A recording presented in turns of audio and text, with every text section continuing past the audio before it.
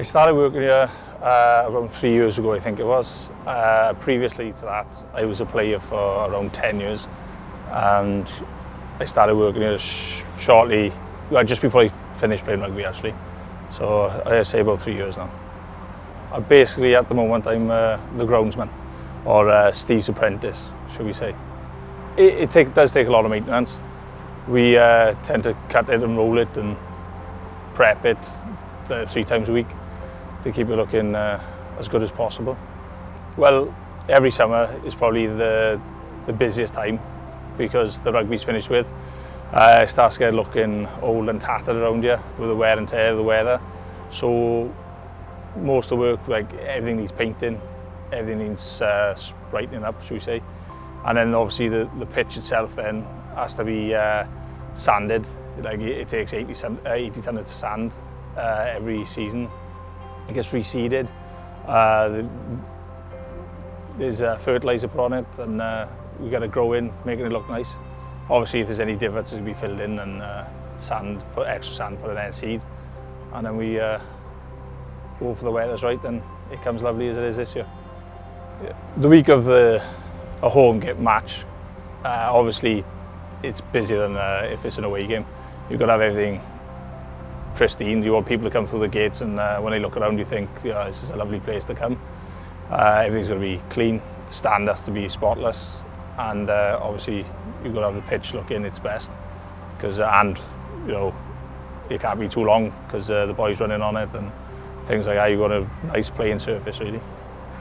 Obviously after each game on a Monday morning, first of all everything's got to be cleared away, especially the pitch. There's bandages left over and bits of broken bodies and stuff you got to clean up, and then you got to look at the situation of the pitch. Hopefully the weather will be all right. We got to roll it because it obviously cuts up with the boys, especially scrummaging in certain areas.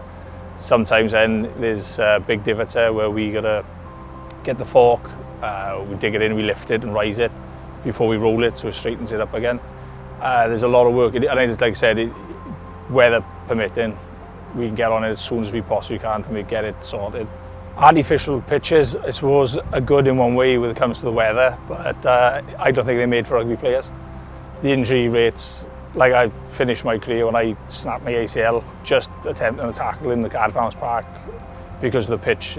There's no give there, and that was the reason why I snapped my ACL. So I don't think they're made for rugby players. You're too big and heavy. So especially, with scrummaging, a lot of front rowers are snapping their Achilles because there's no give. With grass, you'd slide back and dig it up. But with them artificial pitches, I just don't believe they should be for rugby players.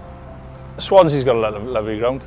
I think they got a top groundsman, I suppose, but I think ours tops it.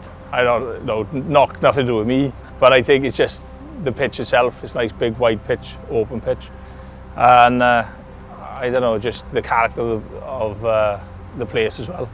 It just feels that more special. Probably I am biased, thanks. I'm Abraham through and through, but I definitely think we're right up there.